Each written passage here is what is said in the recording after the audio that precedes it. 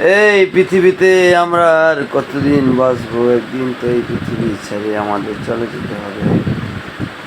এই পৃথিবী থাকার জায়গা না, থাকতে কেউই পারে নাই, কেউই এই পৃথিবী থাকতে পারবে না।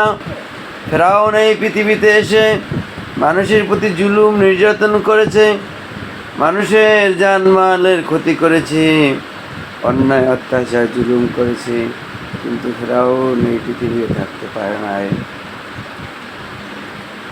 যুগে যুগে বহুত জালিমরা এই পৃথিবীতে এসেছে, যেরকম নমরুদ, ফেরাউন, হামান সহ আবু জেহেল, এরকম বহুত ইসলামের শত্রুরা পৃথিবীতে এসে ইসলামের বহুত ক্ষতি করেছে, কিন্তু থাকতে পারে নাই।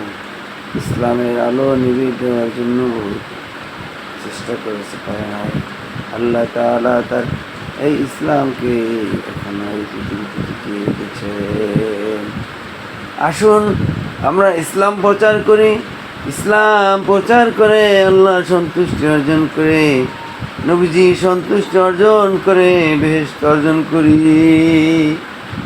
আমিন।